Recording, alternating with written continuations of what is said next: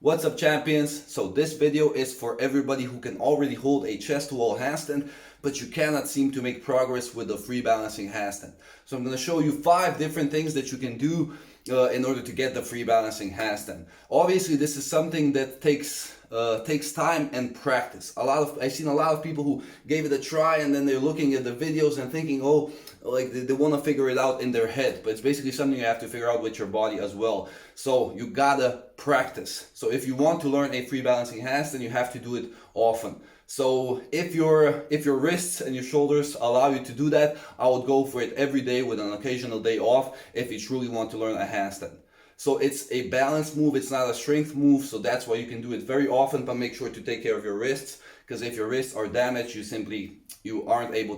cannot go into a handstand. So keep your wrists healthy, do it very often. Regarding the volume, depends on which level you're currently at. So if you can hold a chest to wall handstand for, let's say, 5 sets of 30 seconds, then basically you can go for about 10 sets of the exercises I'm about to show you. So basically I will choose one that I will do primarily, so that will be the one that you respond best to. So I'm going to show you several different ways to try to balance, and usually there's one that kind of feels the best. So that's the main one I would use in my practice, do it for about 5-10 sets, and then maybe use an accessory exercise as well, so something like the kick up or a different progression for balancing the free balance handstand. So yeah, I think that's basically all I had to say. Just some details regarding the handstand. Make sure to keep your fingers like this. It's going to be a bit easier to balance. Look somewhere right here, it depends. This is a great debate, but I tend to look here in my line of the knuckles basically. So if you look somewhere here, you should be good, but make sure to actually look at the floor because it's going to be a lot easier to balance. Keep the arms straight, make sure to push tall, so elevate the shoulders as much as you can. Try to keep the shoulders above the wrists. And then regarding the hips, slight posterior pelvic tilt, so slight activation in the glutes will do it. Keep the legs straight, pointed toes, and also squeezing the feet gently together when you're holding a handstand helps you a lot with maintaining some core stability. At least for me, that does the trick. So definitely feels easier to balance if I'm gently squeezing my feet together while I'm holding the handstand. So just a small tip. So yeah, that's basically it. Now let's look at the different exercises that you can use to develop a free balancing handstand. Boom! Let's begin. So the first exercise we're gonna do is basically kind of a chest to wall handstand, but going a bit further from the wall and then trying to get the feet off the wall simultaneously and trying to balance for a second or two and then bring the feet back to the wall. Very important. So you don't want to be falling over and over again. So make sure you're successful at this exercise. So even if you get the feet off the floor for 2 seconds, then bring them back, boom, phenomenal. And then try to repeat that for about 10 seconds and then come down. Depending on your endurance mostly. So if you have very good endurance, if you can hold a chest to wall for 5 sets of 60 seconds, for example, then you can spend even more time in the chest to wall trying to balance. So let's see how this looks like. So basically I would go kind of close or somewhere around here. So not anterior, but being posterior like this, putting the shoulders in a good position. For me that's about here, and then trying to get the feet away from the wall like this, and then bring it back down. So the first time you try it, it's probably going to be something like maybe like this. Whoa, shit, let's go back. That's okay, and then you simply try to practice. Get them away, hold for a few seconds, then bring them back. Make sure you're pushing tall with the shoulders, so not here. Really push tall, keep the arms straight, and simply lean away from the wall and try to balance. Boom. And always come down safely from the wall. Whew. So that would be the first way, trying to balance. Then you take a few minutes of rest, so maybe 2 minutes or 3 minutes, however long you need, and then you go for another set and then simply put in the work and practice. So that would be the first version with chest to wall, trying to balance. Now let's go with the scissors. So basically 1 feet at a time. Let me show you this one. So basically we're switching feet in the chest to wall position. For some of you this might feel even more comfortable, for some of you might be a bit more challenging, but definitely doable. So 1 foot away from the wall and then just switching the feet.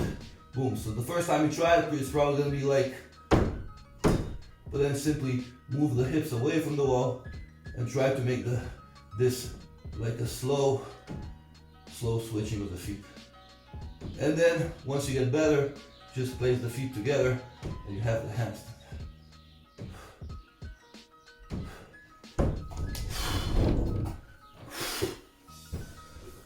That's basically it.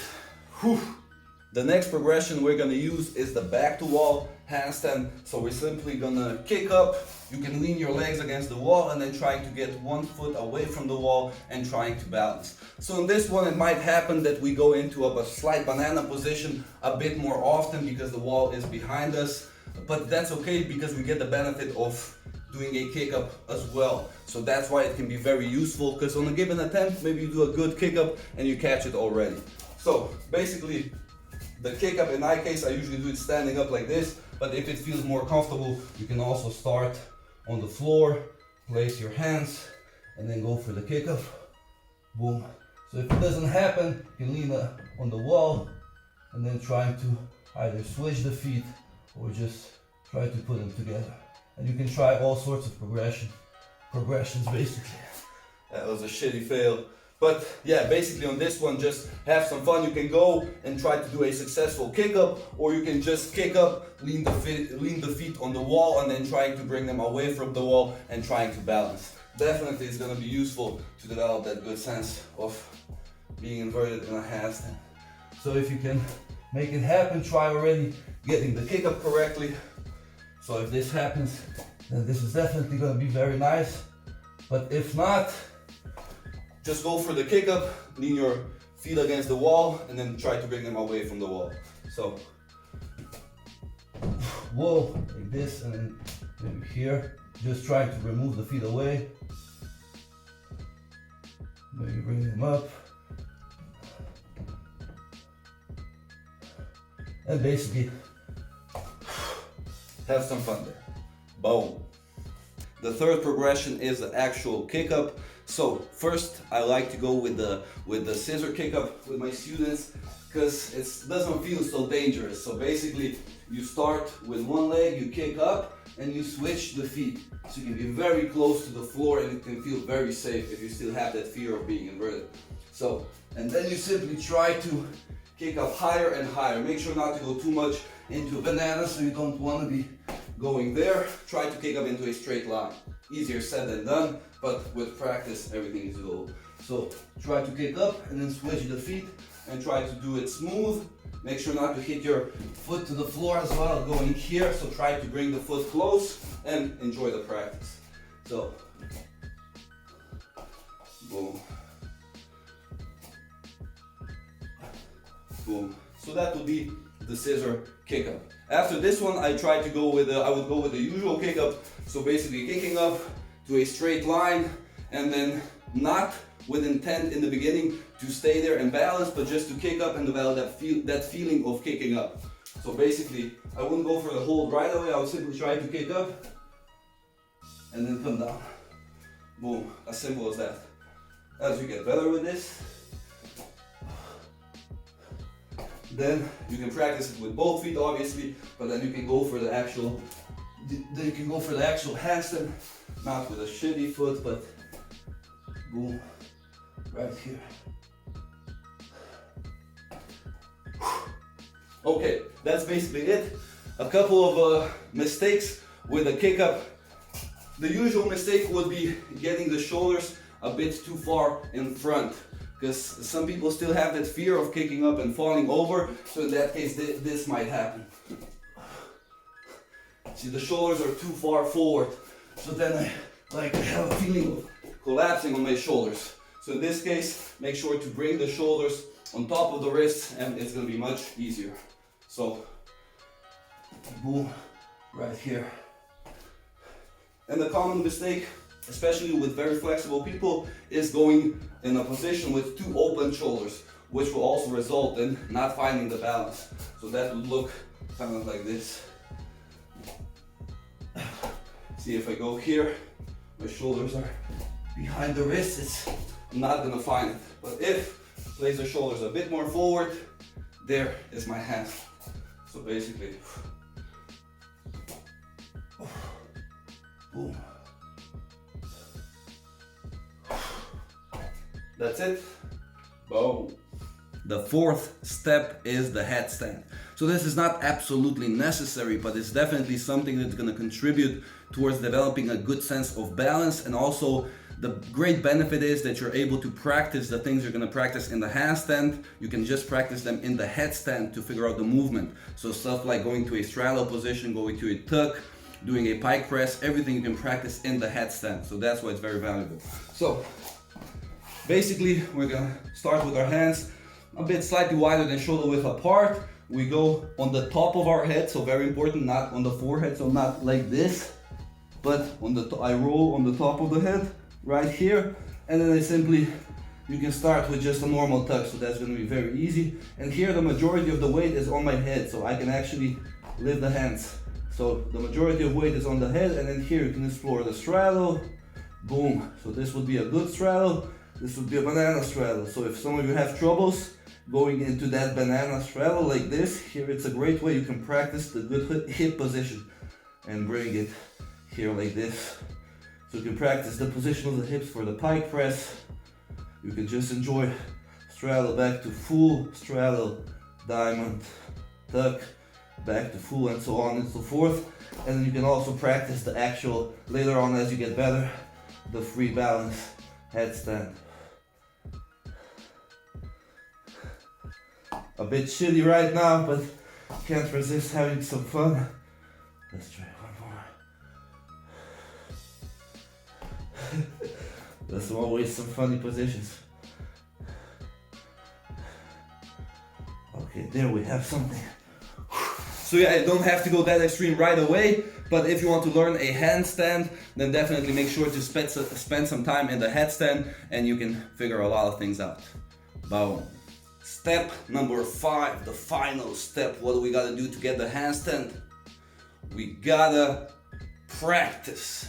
Boom. So that's it. You actually gotta put in a lot of work, and you gotta do the things that I showed you over and over and over and over again until you figure out what you gotta do in order to balance. So you gotta practice, and the main thing of how you develop that balance is the rebalance. So when you're against the wall and you go into a banana and then you correct yourself, like the more corrections you make, the better it is. Because when you're making those corrections, you're learning how to balance. So you gotta practice in order to get better. So I would practice the kick-ups. I would practice, in the beginning you can have a goal of just trying to kick up into a decent line and just trying to come down, for example. And you do, let's say you do, I don't know, 3-5 reps per set, for example.